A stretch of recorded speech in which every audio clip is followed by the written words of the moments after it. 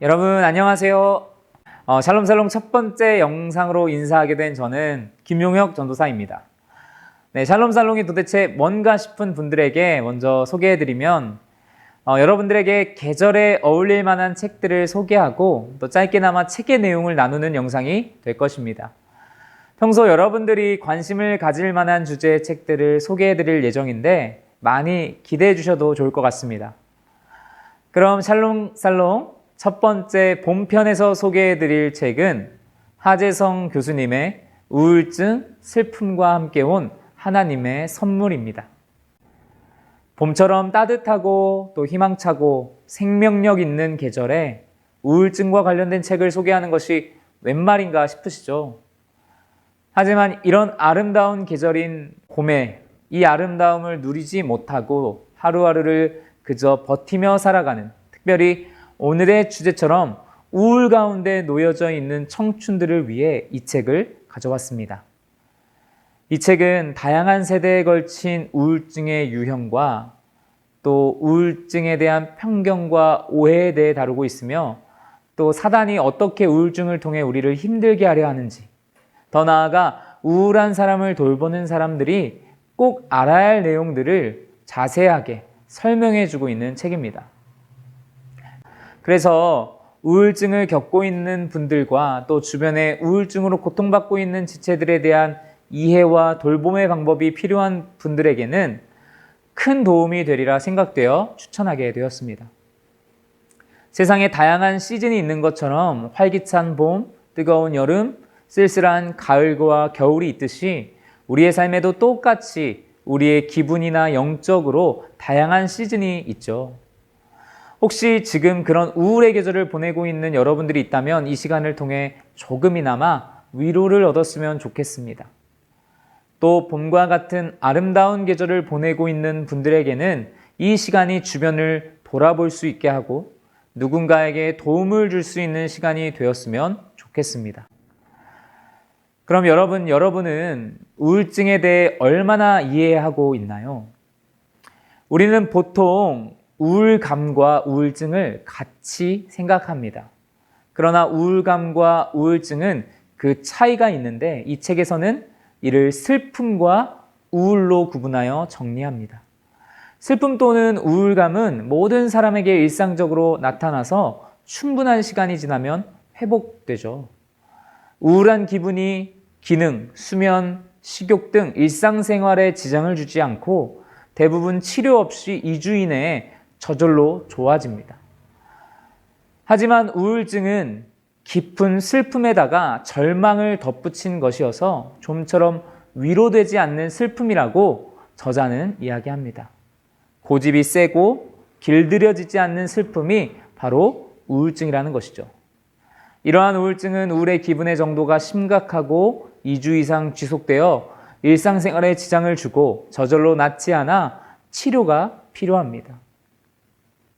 그리고 이러한 우울증은 누구에게나 찾아올 수 있는데요. 믿음이 없고 기도하지 않아서 찾아오는 것이 아니라 믿음이 좋고 신앙생활을 오래 했다고 할지라도 얼마든지 찾아올 수 있는 것이 바로 우울증입니다.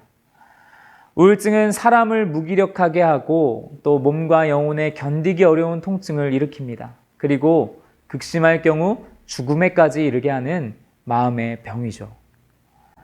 그렇다면 이러한 우울증은 도대체 왜 찾아오는 것일까요? 우울증은 다양한 연령에서 다양한 경우에 의해 생겨나는데 이 책에서 소개하는 다양한 사람들 가운데에는 여성과 남성, 청소년과 청년, 그리고 노인의 우울증을 소개하며 이들이 각각 왜 우울증에 빠지게 되는지 그리고 어떻게 우울증을 극복해야 하는지를 소개하고 있습니다. 특별히 이 시간에는 청년 우울증에 대해서 잠시 나누어 보고 싶습니다. 먼저 청년 우울증의 가장 큰 원인은 무관심의 결과라고 이야기합니다. 청년들은 겉보기에는 불안한 청소년 시기를 지나서 이제는 제법 사회 구성원으로서 부모의 도움 없이도 지원 없이도 독립할 수 있는 세대로 여겨집니다. 그러나 청년들은 여전히 어른들의 도움이 필요하고 지원이 필요한 불안정한 시기이죠. 진로와 취업, 연애와 결혼, 그리고 직장 생활과 여러 관계의 문제로 고민하고 힘들어하는 시기가 바로 청년 시기입니다. 이러한 청년 시기에 청년들의 외침을 아무도 알아주지 않고 또 절박하게 도움을 요청하는 청년들을 외면해 버릴 때, 그리고 그런 일이 반복될 때 그것은 말로 표현되지 않는 고통이 되는 것이죠.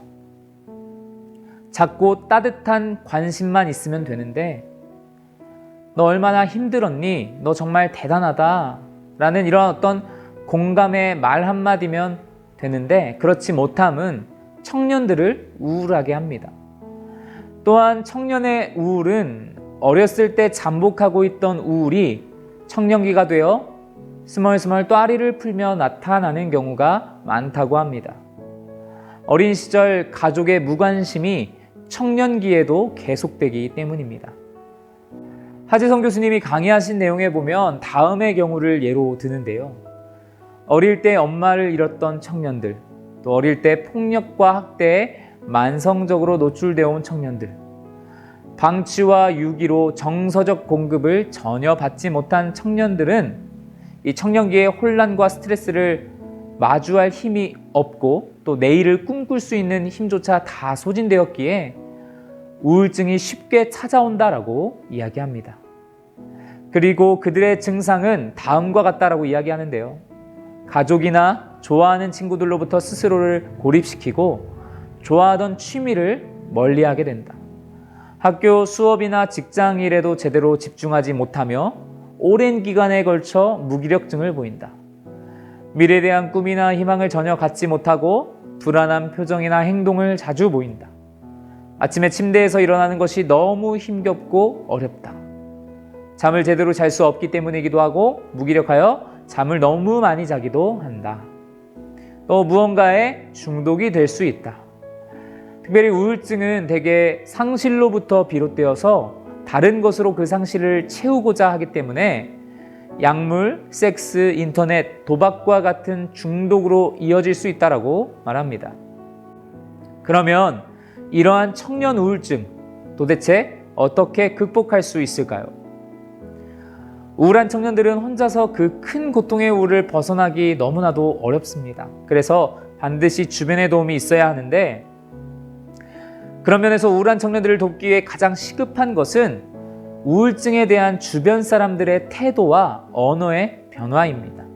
특별히 청년들은 비판과 비난에 매우 민감합니다. 그리고 그것 때문에 기가 죽기도 하고 또 분노하여 자신의 삶을 벗어나기도 하죠.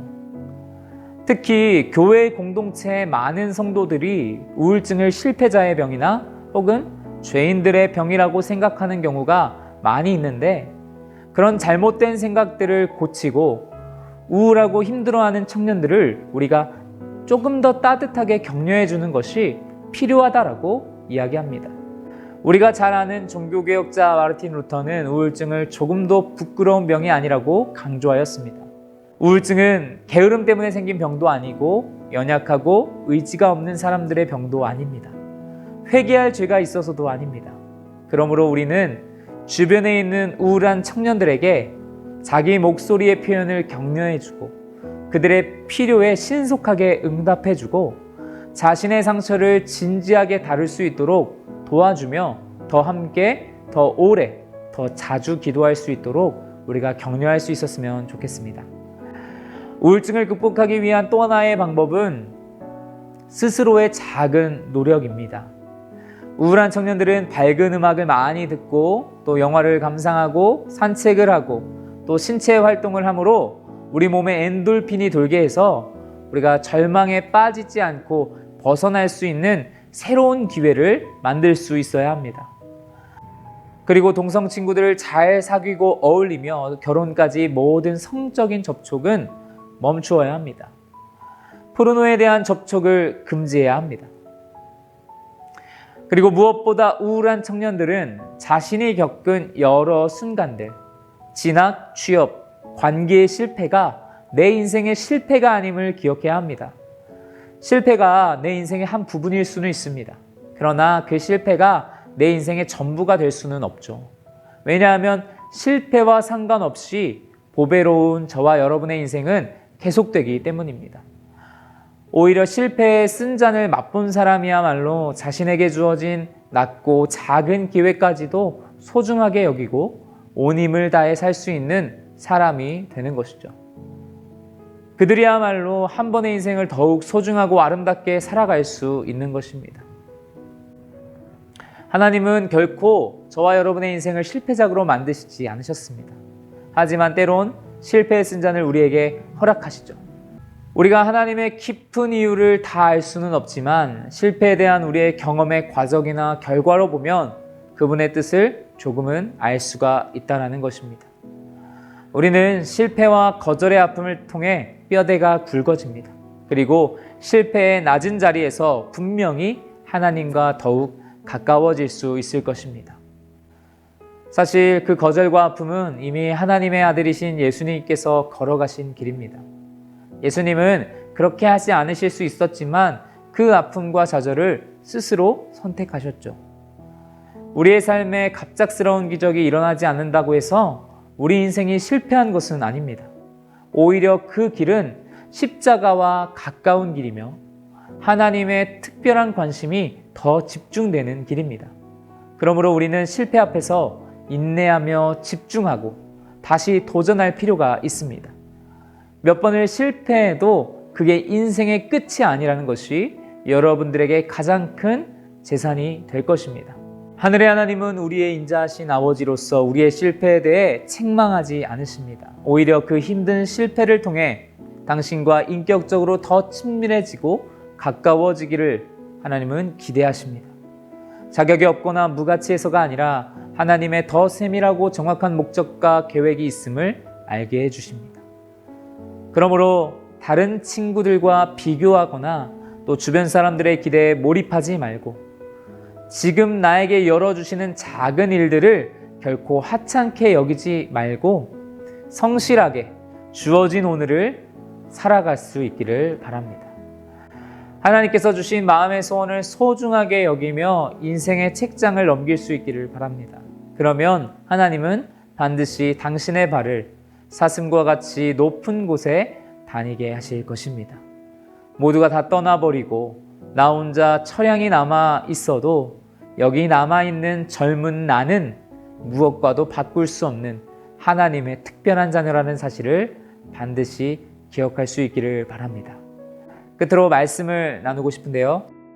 무릇 시온에서 슬퍼하는 자에게 화관을 주어 그 죄를 대신하며 기쁨의 기름으로 그 슬픔을 대신하며 찬송의 옷으로 그 근심을 대신하시고 그들이 의의 나무 곧 여호와께서 심으신 그 영광을 나타낼 자라 일컬음을 받게 하려 하심이라. 아멘.